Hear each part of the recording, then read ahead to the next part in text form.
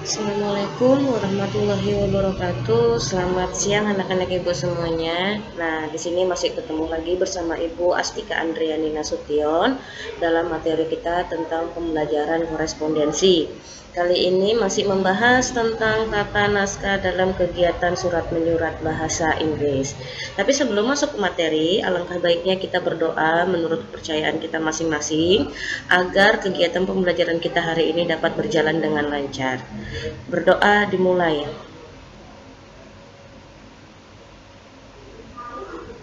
Berdoa selesai. Baiklah, kita masuk pada materi kita.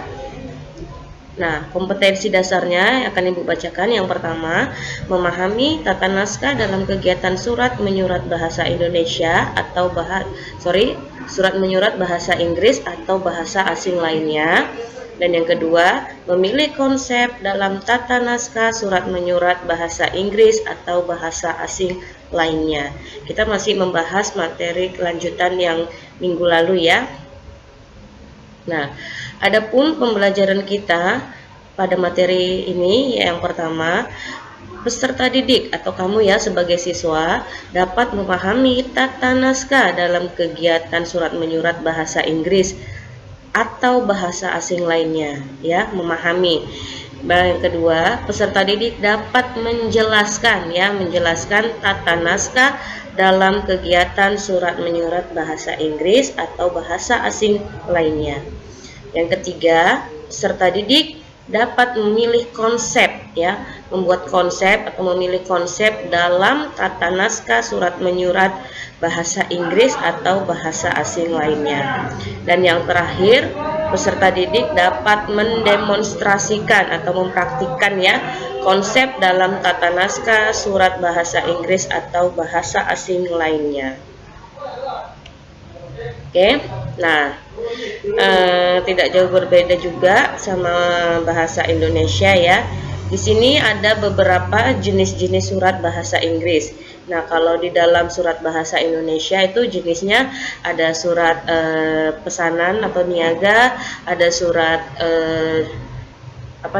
pribadi, ada surat dinas ya. Nah, kalau di dalam bahasa Inggris itu ada surat personal letter namanya ya. Berarti surat perseorangan. Yang pertama itu congratulation letter atau surat ucapan selamat ya. Itu datangnya dari pribadi biasanya, personal. Yang kedua appointment letter, surat perjanjian ya. Baru yang ketiga condolences atau surat ucapan suka duka atau sukacita lah ya. Misalkan ada orang meninggal, nah itu kita ucapkan dalam surat bahasa Inggris. Baru yang terakhir apologies atau surat permintaan maaf, itu datangnya semua letter personal atau personal letter, datangnya dari pribadi. Nah, kalau dia business letter, nah ini dia tidak jauh berbeda dari surat bahasa Indonesia ya. Ada inquiry letter atau surat permintaan informasi, for sales letter, surat penawaran, order letter, surat pesanan, referensi letter, surat referensi, baru execution of order, surat pengiriman barang, complaint letter, surat keluhan ya, kalau ada barang yang rusak gitu. Adjustment letter, surat penyelesaian keluhan. Nah, jadi kalau ada komplain atau keluhan harus kita selesaikan segera gitu ya. Baru yang terakhir collection letter, surat penagihan jika pembeliannya secara kredit. Seperti itu. Nah, ini dalam surat bahasa Indonesia maupun bahasa Inggris kita harus memperhatikan gaya bahasa kita ya. Jangan terlalu bertele-tele ataupun banyak kali bicara di dalam surat tersebut, itu yang membuat orang malas membaca suratnya ya. Yang pertama ini gaya bahasa kita.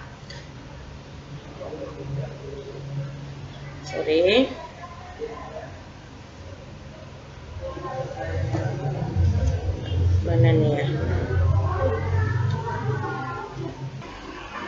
Oke, gaya bahasa yaitu surat bisnis Bahasa Inggris mempunyai bahasa yang formal, ya. Hindarin segala bahasa gaul maupun tidak resmi.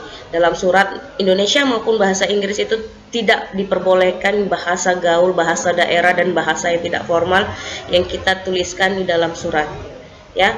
Tulislah surat bisnis seperti Anda menulis untuk melamar pekerjaan, dan jangan menulis seperti Anda menulis untuk teman, sahabat semasa kecil. Hindarin kalimat-kalimat seperti you know what I mean, it's cool, and you know that.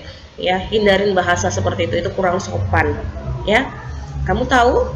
Apakah itu kamu? It's cool.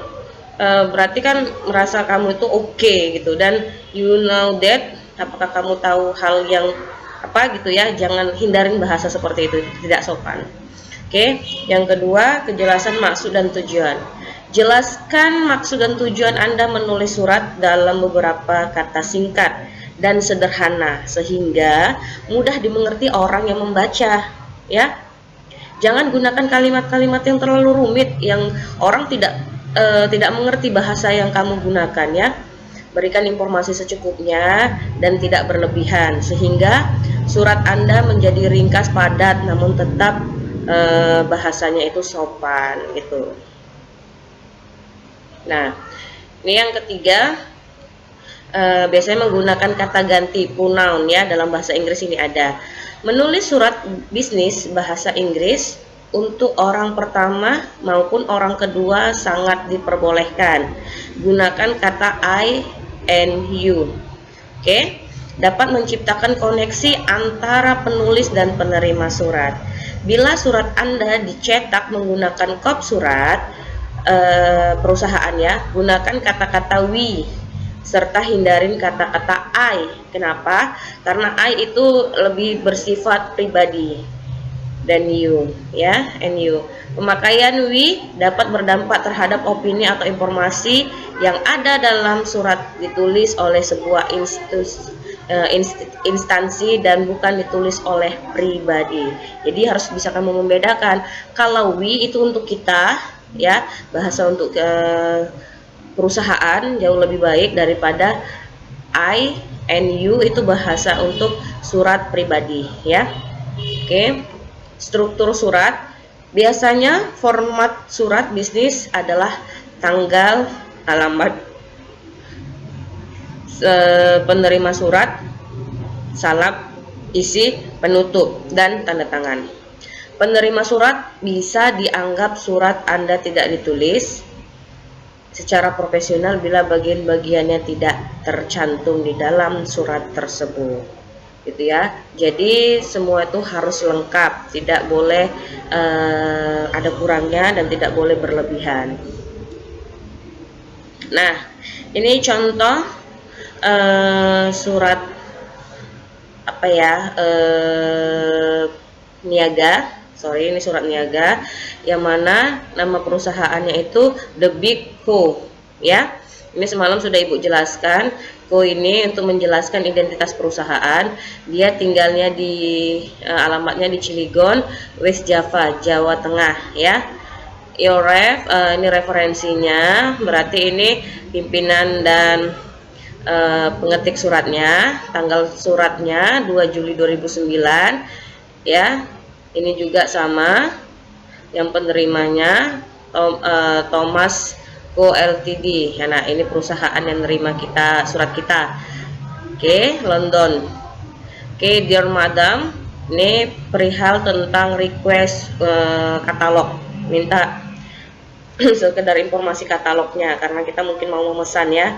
Thank you for your inquiry letter of 25 June, ya, 2009 and interest in your advertisement, ya. Nah, ini bisa kamu baca.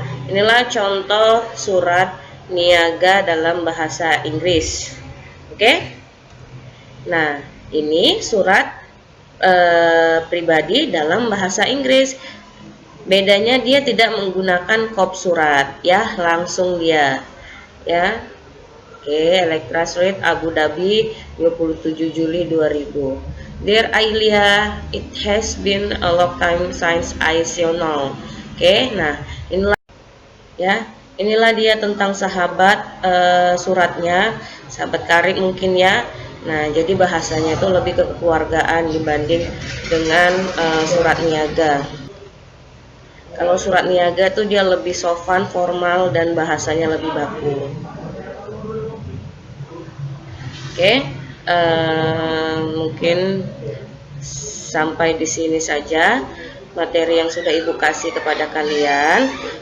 Semoga apa yang Ibu sampaikan ini berguna dan bermanfaat untuk kalian semuanya.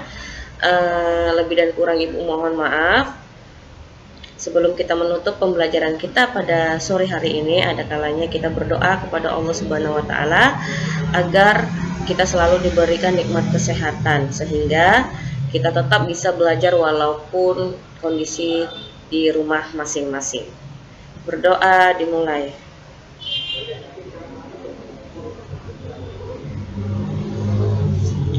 Berdoa selesai dan sampai jumpa minggu depan dan SMK bisa.